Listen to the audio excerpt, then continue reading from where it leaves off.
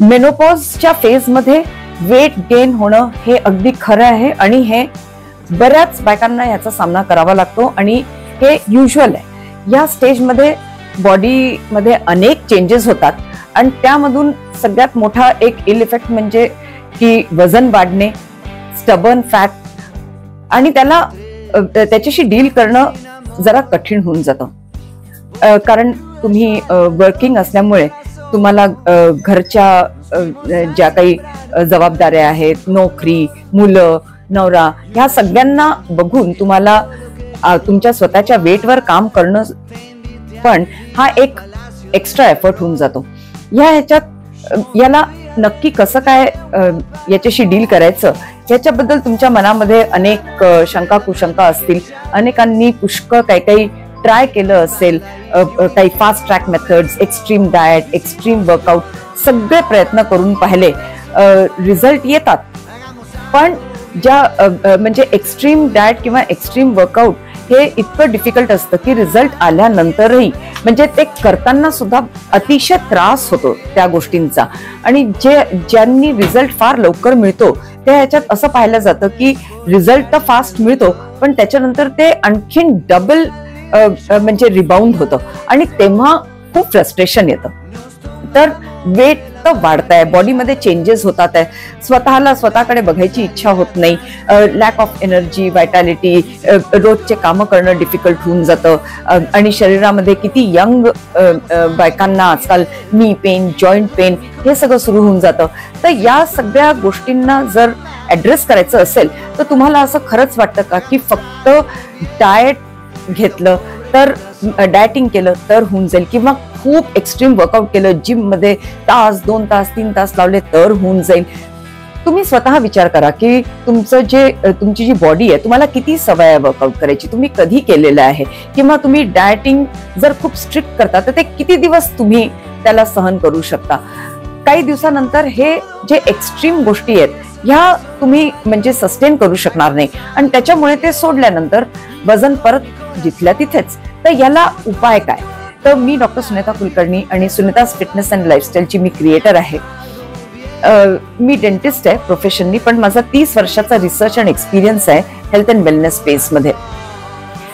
तर 54व्या वर्षी जेव्हा एक 6-7 महिन्याकरता माझंही वजन वाढलं होतं आणि ते काही जास्ती नसून 64 किलो होतं, पण माझ्या बॉडी करता ते मला फार जास्ती वाटत होतं.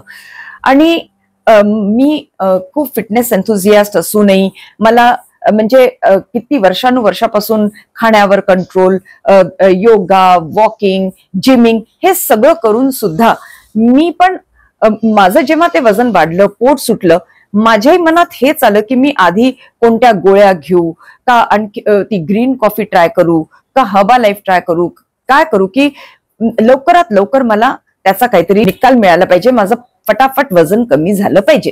कारण इतके वर्ष 57 किलोवर मी मेंटेन्ड होती, तर माझ्याकरता ते 64 किलो पण खूप जास्ती होते. तर प्रयत्न तर सगळा केला, पण त्याच्यानंतर मला असं लक्षात आलं की ते वजन कमी होऊन 62 वर अडकून गेलं आणि ते पुढे काही जायच ना.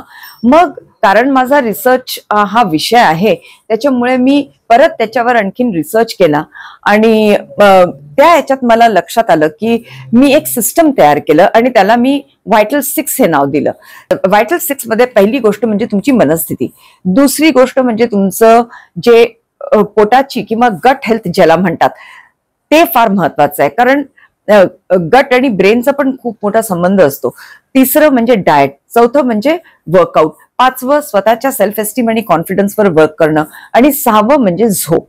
तर तुम्ही मला सांगा की तुम्हाला असं वाटतं का की 40व्या वर्षी इतके हॉर्मोनल चेंजेस होत असताना, त्यात काही लोकांना हायपोथायरॉइड, डायबिटीज हे सगळं होत असताना शरीर तुमचं एक कॉम्प्रोमाइज्ड आहे, त्या ह्याच्यात तुम्ही फक्त एकतर्फे जर त्याला बदलून काढलं तर त्याचा काही चांगला निकाल म्हणजे काही रिझल्ट मिळेल का? तर ह्याकरता मी ही व्हायटल 6 सिस्टम काढली आणि हे 40च्या वरच्या ज्या बायका या हॉर्मोनल इम्बॅलन्स मधून जात आहेत त्यांच्याकरता एक पूर्ण होलिस्टिक अप्रोच घेणं फार जरुरी आहे. तर याच्यात सगळ्यात पहिले माइंडसेटवर बोलू आपण. की मनाची स्थिती, आता तुम्ही एका वेट लॉस जर्नीवर जाता आहे तर ही एक लाईफ लॉंग जर्नी आहे. याच्यामध्ये बरेचसे अप्स अँड डाऊन्स येणार आहे. तुम्हाला आधी तुमचं फाउंडेशन, तुमचं माइंड व्यवस्थित प्रिपेअर करणं जरुरी आहे. आपण कोणत्याही जर्नीवर जाताना कसं सगळं व्यवस्थित प्रिपेअर करतो की आपलं हे पॅकिंग आहे, आपल्याला काय काय घेऊन जावं लागणार आहे, तिकडे गेल्यानंतर आपल्याला काही प्रॉब्लेम तर नाही येणार. तर तसंच वेट लॉसची एक जर्नी राहणार आहे आणि त्याच्याकरता तुम्हाला एक सॉलिड फाउंडेशन प्रिपरेशन पाहिजे. तुमच्या मनात सगळ्यात आधी हे आलं पाहिजे की हो, आता मला हे माझं एक पक्क डिसिजन आहे की मी हे जे वेट लॉस आहे हे कशा करता करते आणि याचे जे दुष्परिणाम आहेत ते मला माहिती आहे आणि मला या सगळ्यांच्या पासून दूर राहून स्वतःला स्वस्थ आणि व्यवस्थित मला माझी बॉडी बनवायची आहे. तर त्याच्याकरता मी आता डिसिजन घेणार आहे की हे एक लाईफ लॉंग कमिटमेंट राहणार आहे. तर आता माइंडला प्रिपेअर कसं करायचं? नुसतं तुम्ही असं म्हणत गेले की मी डिसिजन घेणार आहे, माझं तर एकदम मन पक्क झालेलं आहे, मी आता व्यवस्थित सगळं करणार आहे, असं करून जर झालं असतं तर सगळेच म्हणजे रोड होऊन गेले असते किंवा सगळ्यांनीच वजन कमी केलं असतं. पण याच्याकरता एक टँजिबल किंवा एक करेक्ट तुम्हाला मेजर करता येईल की तुमचं माइंडसेट किती तयार आहे, याच्याकरता मी एक सिस्टम बनवलेली आहे.